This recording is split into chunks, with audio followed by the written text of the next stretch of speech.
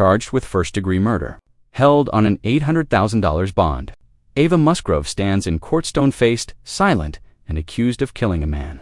But this isn't just a routine hearing. It's a case filled with alleged abuse, twisted timelines, and an underground investigation that could turn everything upside down. The defense paints Ava as a survivor, no danger to the public. The prosecution, they're not buying a hand, they come out swinging.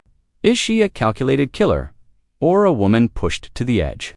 This isn't just legal drama, it's a deeper look into trauma, truth, and the thin line between justice and vengeance. Stay close. This case goes places. Hey, ma'am, are you Ava Musgrove? Yes, Your Honor. And Ms. Musgrove is charged in cause number 25 DCCR 0048 with the first-degree felony offense of murder.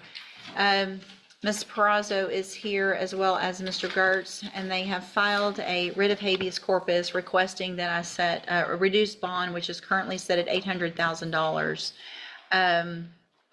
Ms. Perazo, you may proceed. Okay, and I think did you want to? You go ahead with her. Okay. She's gonna call her client Okay. to talk about her financial situation, and then I'm gonna call Ranger. Sure. Bass. If you'll please raise your right hand the best you can. Do you swear or affirm the testimony you're going to give in this hearing will be the truth, the whole truth, and nothing but the truth, so help you God? Yes, Your Honor. Thank you. You can put your hand down. Go ahead, ma'am. Okay, thank you, Lana.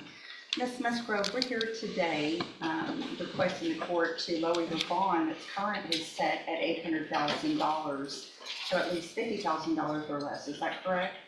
Yes, Your Honor. And currently, do you own a home? No. Do you own a car? Do you have any kind of investment or financial accounts at your disposal? No. Do you have any source of income of any kind or help from anybody at this point? Let's pause here because what we're seeing is critical. Ava Musgrove is facing a murder charge with a bond set at $800,000. That's not just high, it's deliberately oppressive if you ask the defense. And yet, she owns no property, no car, no investments, not even a job. Her total financial support may be $10,000 from her family. So here's the legal tension. Is it fair to keep someone locked up pretrial based solely on their poverty? Or is that just how high-stakes bail works in a murder case? What do you think? Should financial status play a role in determining bond? Or does public safety outweigh affordability? Drop your thoughts below. This question is tearing through legal circles across the country. Financial help. Yes, Your Honor. Okay. Okay, I'm sorry. That was kind of a lot. Do you have any financial accounts? No. Do you have any kind of investment account that has money with large sums of money at your disposal? Do you have any way to, at this present time, other than family members that could potentially help you, do you have any other way on your own of bonding yourself out on the bond that's currently set at $800,000? No. Okay. If the court were to lower your bond and you were able to post the bond through help of family members, which would be your mother, your father, and your brother, is that right? Yes, ma'am. Okay. Those would be the individuals that would be trying to get some money, some funds together to help you. Yes, ma'am. Okay. How much money do you think they would be able to gather together amongst the three of them to post your bond? Maybe 10,000. Okay. Once you're released, if you were able to post bond, where would you live? With my mother. Okay. My dad. And what is your mother's address?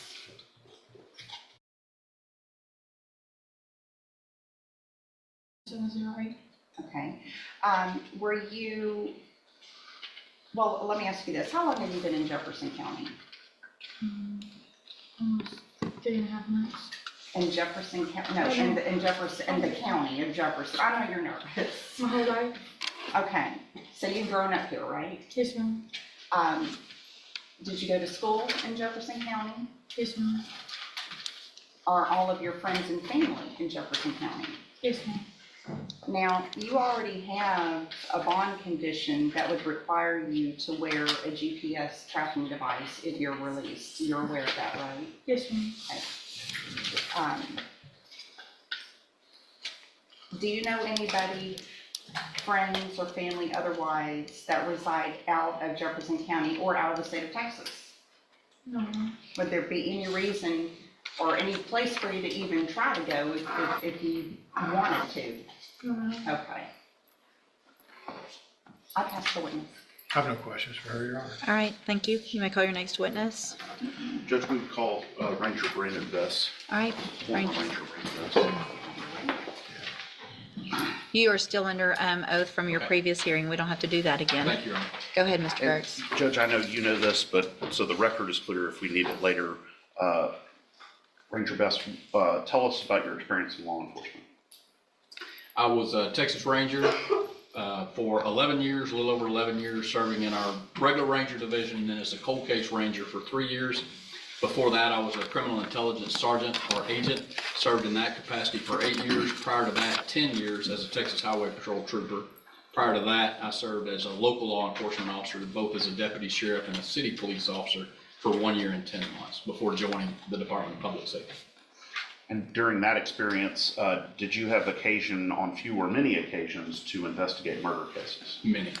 How many homicides would you guess that you've investigated? Probably been a part of no less than 100, whether I was the lead or assist capacity or cold case capacity reviewing homicides. Could be much greater than that, but I would easily say at least 100. Okay. And in this case, we've hired you to essentially do a shadow investigation of this allegation of murder involving Ms. Musgrove. Is that That's correct? correct, Your Honor. And what did you gather, in terms of evidence, et cetera, what did you gather as part of that investigation? Well, not first off, but as a part of it, was able to do an interview with Ms. Musgrove there in the jail, reviewed the documents that were presented by the district attorney's office and by the Beaumont Police Department, viewed some of the videos, though we had some issues with those because they were so large. They took a long time for Mr. Gertz's office to get it to my office and get those downloaded, but have been able to view a few of those and just basically reviewing the case that the detective in this case put together so far. Did you also interview independently witnesses that could describe to you the relationship between the decedent and Ms. Musgrove? Yes, many of Ms. Musgrove's former educators I was able to talk to, and associates through her education in high school going back to junior high. Okay. Were you able to determine if she has a criminal record or any kind of criminal history? Ms. Musgrove? None to my knowledge, no. Okay.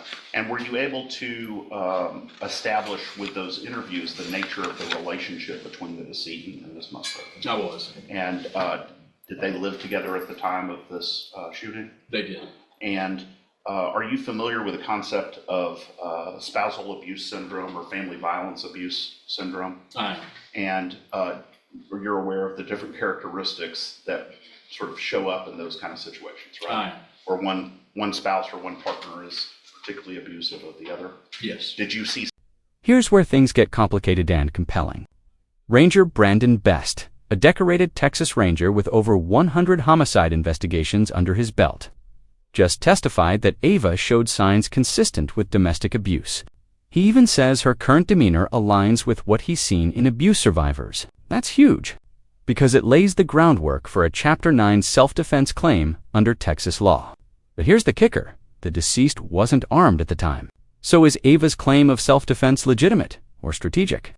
This is where the emotional weight meets cold legal standards. And let's be honest, Wood, you view Ava differently if you believed she'd been living in fear for years. Let us know in the comments. Signs of that in your investigation here in this case? I did, and not only that, just even her demeanor today continues to describe that, for lack of a better term, yes.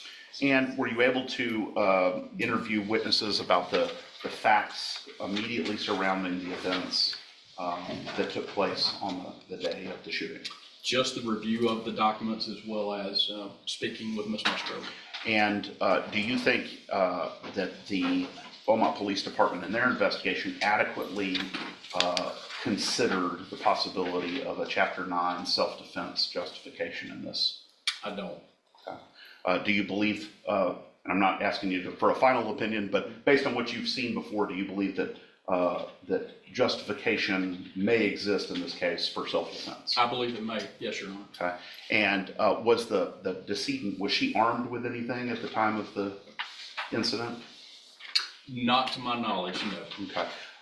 Where did Ms. Musgrove, to your knowledge, or based on what you understand, where did she get the gun? It was a weapon that was possessed by both she and her partner. A handgun that they possessed together. I believe it was a pink-colored semi-automatic pistol.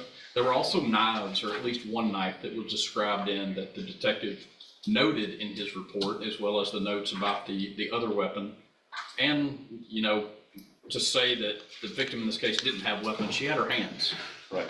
Well, and that knife is specifically what I was referring Yes. to in my previous Yes, sir. question. So we don't know about that. We don't understand yet where the knife came into play. I don't think the detective did at the point that he made his writing either.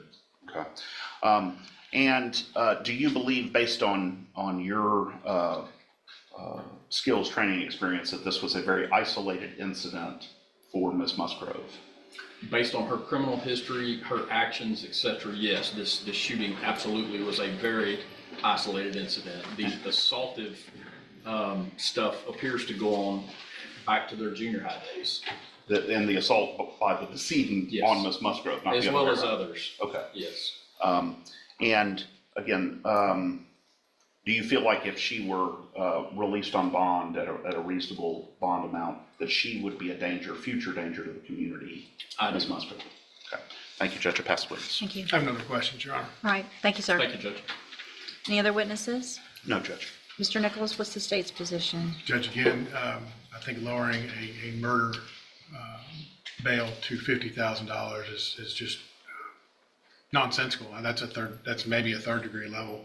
For a murder, and I understand they have a defense theory that they're going to present with the appropriate time about either self-defense or justification of some sort. But $50,000 for a murder is not going to keep this community safe.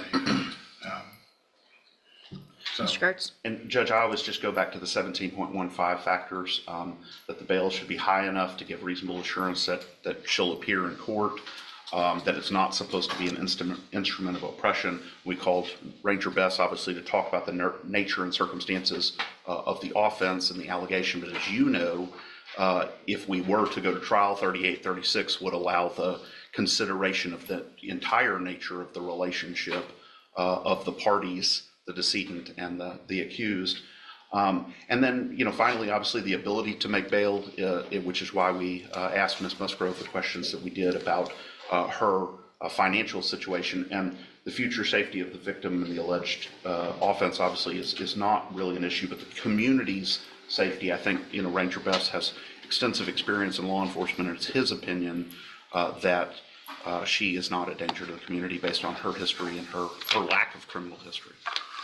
Okay, so based on the information that I have reviewed, for the record, I've reviewed the probable cause affidavit, listened to testimony. I'm going to grant relief in this case. I am going to set the bail at $500,000 in this case.